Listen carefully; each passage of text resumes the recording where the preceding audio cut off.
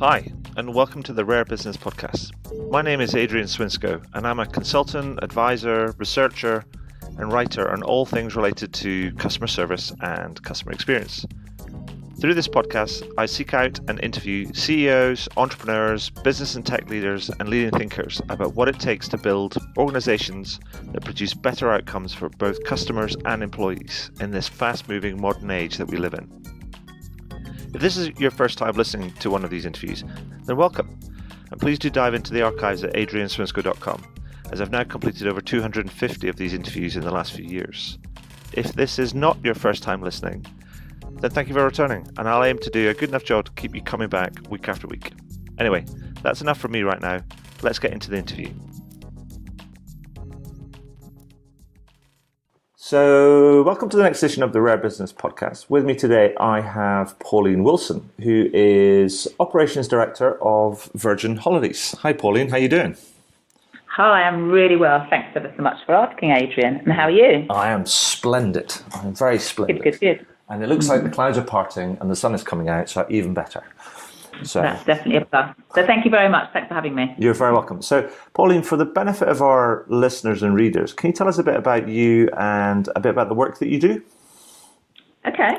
So, as you've already mentioned, Adrian, I'm the VP of Operations at Virgin Holidays, and I'm lucky enough to oversee the entire operations function. And in essence, what that means is that all of the kind of directly related customer teams, once the customer has booked their holiday with us, I look after. So that covers UK, overseas-based airport teams, our US-based team, as well as our team's destinations further afield across the world. That also means I look after our 24-hour duty office, our customer safety office, aviation and customer relations team. Blimey. So during my time working in travel, I've worked in kind of a number or a variety of different roles, starting from sales consultant through working in kind of marketing, pricing, customer centre, and general manager before I was promoted to director. Perfect. Now, we met, Pauline, and actually we were just talking before the call. I think we met about, I think it was roughly a year ago at a conference where you talked about Virgin Holidays and also your own journey and the efforts that you've been putting into how you improve and deliver a better customer experience. But the thing that really struck me about your talk is that you described something, that you did something which I thought was really, really interesting when you first took over the role. So I don't want to tell the story, so can you tell me about that, and also tell me about where the inspiration for that kind of came from? Okay, so myself and at the time the marketing director, we basically decided that we would travel incognito to a couple of our destinations. So when we went incognito, that meant that we definitely weren't going to, on this occasion, fly upper class. And so what we did there was we really wanted to kind of experience the holiday through the eyes of our customer. Yeah. Now, I'm really a strong believer that it's not about us a kind of an LT position, sitting in our ivory tower and presuming to know what our customers want or the issues they face. So I thought, well, what better way for us to do this is than to go and experience it ourselves. So not only did we get the opportunity, myself and the other director, the marketing director, not only did we get the opportunity to kind of, walk the walk, we were also able to really spend time talking to our customers and trying to understand from them about their experiences and what was really important to them. Because I think one of the things I learned was that it's not about what we think is important for our customers. It's very much trying to understand, what's important to them. So it was a great opportunity for us to, as I say, go undercover. There did come a point when we had to break cover, but initially it was brilliant to literally, as I say, go through that experience through the eyes of the customer. And it was a great opportunity as well for our teams to see us doing that. Perfect. And so, because the thing that struck me about that, I mean, I think it's a great story, but actually, and it's sort of akin to the whole Undercover Boss type of TV program approach, but it's sort of not very normal in large corporate environments. And so, I mean, where did the inspiration or kind of, did you see a need for this?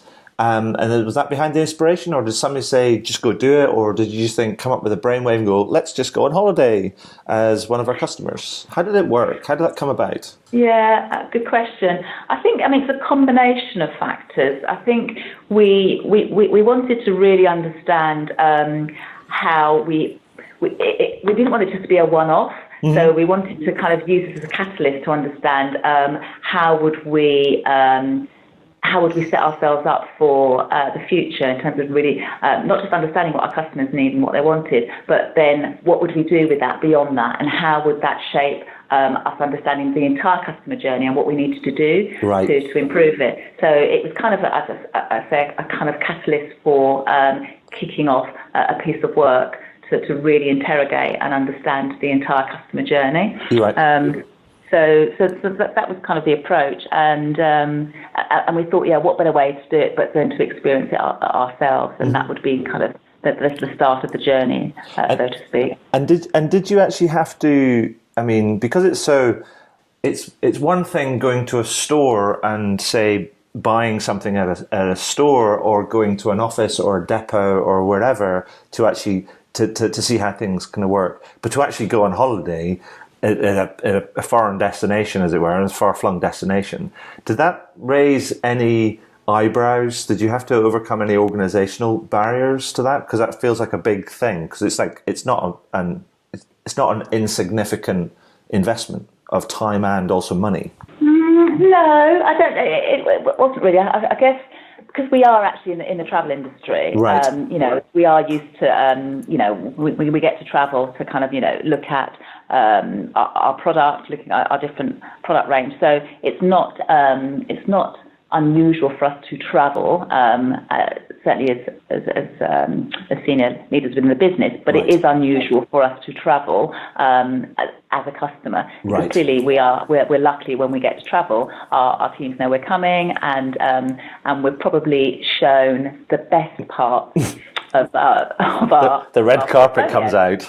Absolutely. So it was different for us in terms of, as I say, definitely understanding what it was like to do that in the customer shoes, and because of that, what we did was we kept very copious notes. So we had diaries. We wrote everything down in terms of how long it took in terms of the experience from check-in, the experience of having to kind of go through customs, the experience of having to go through security, all of that, and just really trying to understand what that feels like when you're traveling with 2-3 kids, potentially a buggy, and trying to manage all of that at the same time. And so, what are some of the big things that you learned on the trip that sort of like stood out for you, that you just went and it was only that sort of experience that would have allowed you to see that? Because I think that's really interesting, because then what it does do is it collapses that distance between office and kind of real life experience, if you know what I mean. Mm-hmm. Yeah. Well, I mean, Adrian, we learnt so much. So whilst we recognise the importance of treating our customers as individuals, there was definitely some common themes which kept cropping up. And I guess one of the kind of real light bulb moments for us, and for me particularly, was that one of the big standouts was that our customers were saying how much that they disliked the last day of their holiday. So when we interviewed them, this was a theme that came through consistently, and not just for the obvious reasons, the fact that they had a fantastic holiday and they were now having to come back home and potentially coming back to drizzle and rain of the UK, but they said to us that they said that they felt that we made them feel a bit like ghosts. As if they'd been forgotten. So there was all the hype of, the engaging, exciting communications whilst they were going on holiday, and then the complete buzz of being on holiday. But then at the point that they were about to check out, they felt literally as though we'd forgotten them. Right. And that we were spending our time really focusing on the new arrivals. Right. And that was something that was a real kind of wake-up call for us. It was a bit hard-hitting, but it made us think about, okay, how could we look to eliminate this feeling that our customers were having at the point that they were checking out their holiday and of their hotel, And then they felt that they were just basically kind of almost just waiting around, hanging around at the hotel, sure. usually in their plain clothes, as they called it. So they kind of had their clothes that they were ready to wheel away on to the aircraft, and just waiting for that moment to be then picked up for their coach to then go back to the airport. So we thought, okay, there must be an opportunity. So we came back to the business and we put on our joint thinking caps, and we out of this. We then set the challenge to our product team, and through this kind of moment or this realization, out of this was born the concept of our departure beach. Okay. And that was the idea that we had, which was that we would look to build this departure beach, where actually customers could check out of their hotel in the morning. We could take them to a beautiful beach where we would build a lounge, which was air conditioned, would have lots of facilities, beautiful, somewhere lovely for them to eat, beautiful lounge for the kids, lots for them to be able to do during that period of time, and they could enjoy a fantastic beach. They would be able to check in, so all their luggage could be checked in early in the morning, and they wouldn't have to worry about that. So that would be all taken to the airport for them.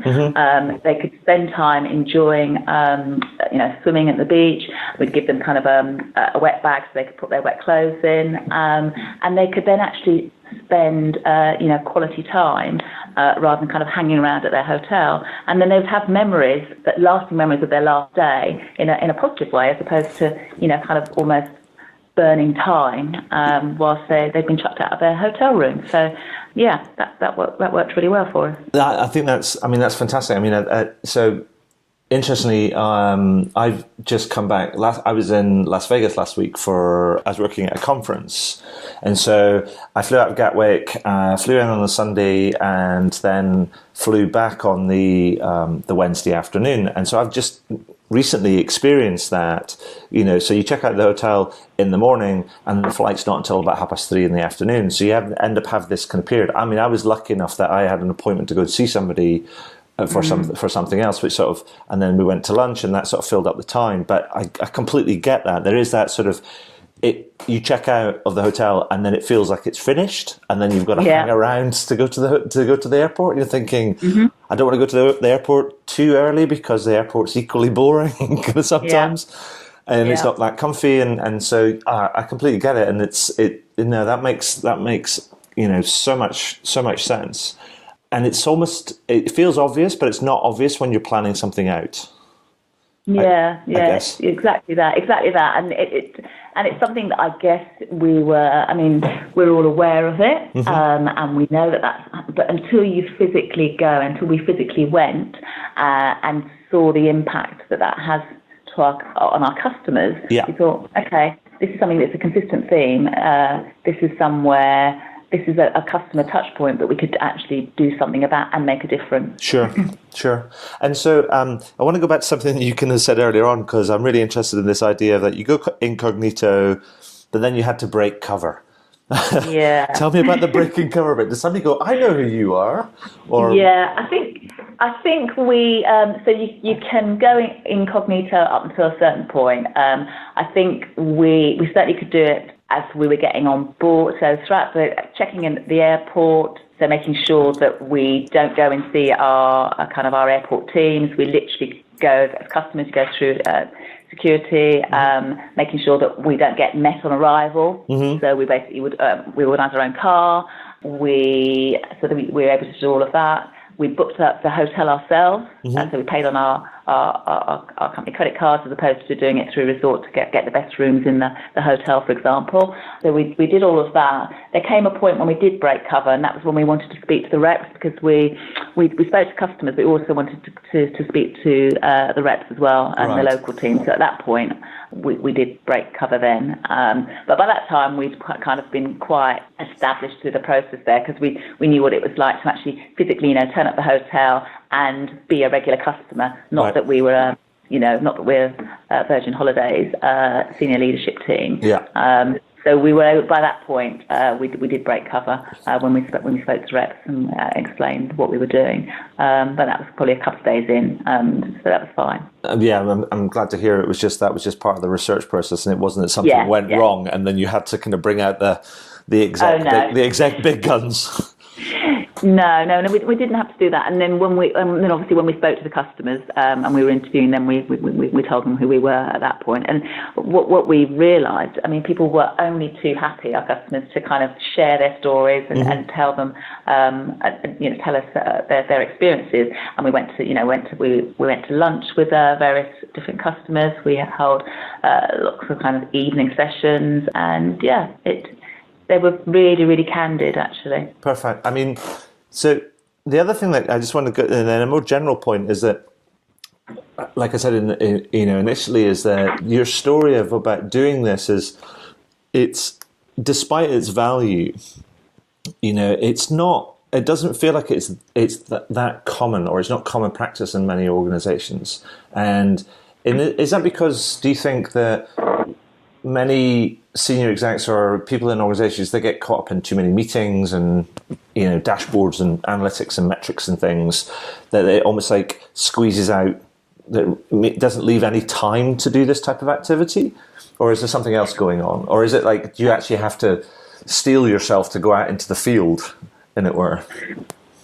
Yeah, interesting question. I think, so your observation is absolutely correct around, we're all really busy, our diaries are all really busy, we're always constantly in meetings, and so you do have to kind of actively make time to do this.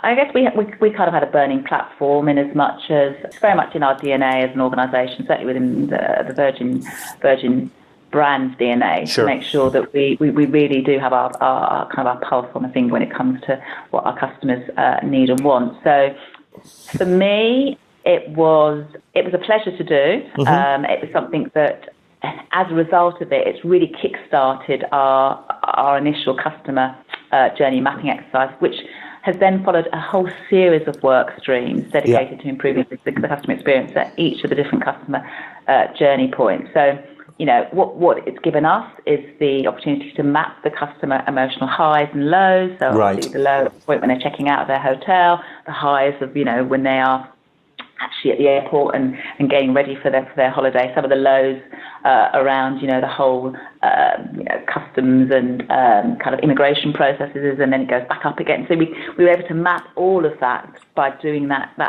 whole kind of undercover piece, if you like. And as a result of it, it's made us. It's allowed us to make this kind of a very integral part of the business, and it's embedded now in our processes. So we're able to report progress and track our net promoter score across all these different points, and allowed us to kind of really understand and ensure that we're kind of able to see the visibility of the challenges that customers have, and then the differences where we can make that difference where it really, really matters. So to answer your question, yes, it can be really difficult to make time to do this stuff, but I guess, if it's part of your DNA, it's part of culturally what you're, how it fits with the culture of your organisation, then you make time, don't you? You make time. Yeah, and so it makes it easier to carve out that time, I guess. Yeah. And so this is a sort of an action or activity that sort of kicked off a series of initiatives. I mean, so what sort of level of improvement have you seen over this? I mean, even specifically, what is the creation of the beach, the departure beach, kind of like, what's that done to the overall NPS or satisfaction scores of some of your customers? I mean, how well has it gone down? So it was really, really well received. I think the challenge we've got is how many we can open. Our first one basically opens this year. So it's taken us a while to build that from last year. So that is being built as we speak, and that goes live this year. So this summer, that's the first one will be open, and then we'll be looking for our next one. And we're looking at a kind of a program of different lounges that will open across the world. So that's the kind of the next piece that we're looking at. To answer your question around what improvement we've seen, well, on the back of it, yes, it has actually kicked off kind of a whole series of work, and we have seen a significant improvement in terms of our NPS scores from when we started doing this piece of work, which we're delighted with, and we'll obviously continue to keep working to grow that year on year, but we have seen steadily the increase on our Net Promoter Score, and also reducing our customer effort as well. Right. So, it's something that's, I mean, I can give you some examples of where we've seen some great improvements. So, for example, when we looked at as a result of this, we looked at our customer comms. So the way we were communicating to our customers, we all knew how important it was that we did this really, really properly. But over time, what we had realised was actually we had added so much communication, and we changed it that we started to overwhelm our customers in some cases and actually confuse them.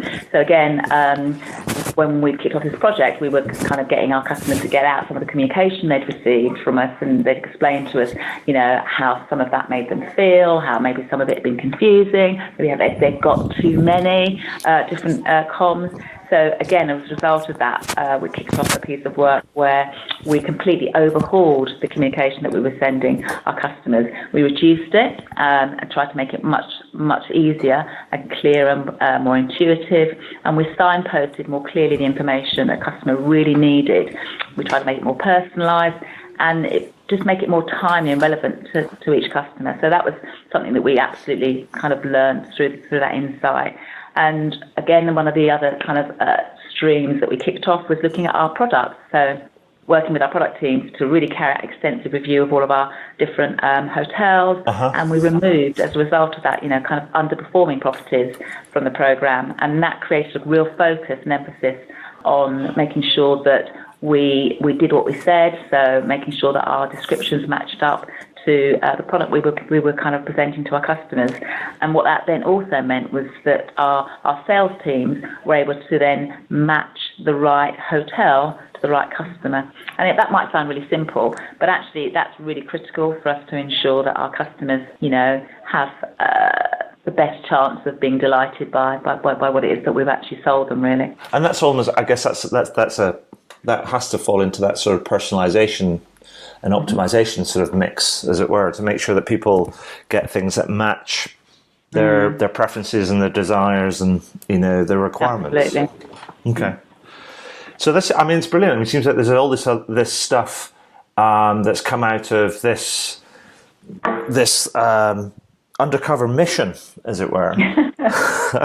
So if I was to say to you, I mean, would you recommend other leaders and other execs, other entrepreneurs in their business, if they're thinking about improving their own experience to, I mean, I guess what I call it this, I talk about this idea about going to the Gemba.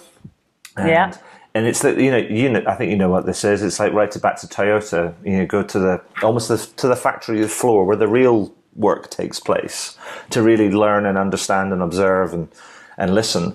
I mean, would you recommend that other people pick this up and figure out what it means for them and their business? Yeah, I mean, everybody has to make that choice themselves, but fundamentally, yeah, I would wholeheartedly recommend it. I think, for us, it was absolutely essential that we do this. We might have got to the same result maybe a few years down the line, possibly, right. But there's no substitute actually for really making sure that you're experiencing and listening to your customers. So yeah, I would wholeheartedly recommend it. Absolutely. Perfect. I mean, it sounds to me that by doing it, it makes your experience and your insight way much more visceral. And as a leader in the business, it can accelerate that sort of program. Exactly that. And because you feel as though you're speaking from a position of real authority, so and experience, it gives you far more credibility from your team's perspective as well. And I think it makes you, I can speak for me, it makes me far more passionate about what we're trying to do for our customers, because I've experienced it, I've spoken to customers firsthand, and it makes me a very effective catalyst for change within the organisation. I'm not literally just speaking from a set of spreadsheets or stats or reports. Yes, of course, that helps, but it's so much. If you're able to magnify it more and give it more texture and colour when you've actually experienced it yourself. So, yeah. Perfect. So if I step back a little bit and think more broadly, Pauline, and if I said that, say there's executives, leaders, entrepreneurs listen to this interview and they're thinking about, or they're reading the highlights, and they're thinking about or struggling with making, significant improvements to their own customer experience. I mean, what advice would you give them? I mean, where should they start? What do you think? What would be your best advice to them as somebody who's gone through this, is going through this at the moment? Yeah, I think where to start. I think fundamentally, the people who probably know the most about your customers are those that are serving them. So actually talk to your people. Yeah. They have the knowledge, they have the experience day in, day out, and they know far more than we do, certainly at senior leadership level, around what the true issues are that we need to address. So I'd say definitely create an opportunity or to be able to capture that and actively encourage them to be part of the identifying what the challenge is, but also what the solutions are. So being part of that. I think so. Yeah. So understanding where the real potential pain points are and also the opportunities are. And I think from my experience, I'd say try not to fall into the trap of the shiny and pretty. Okay.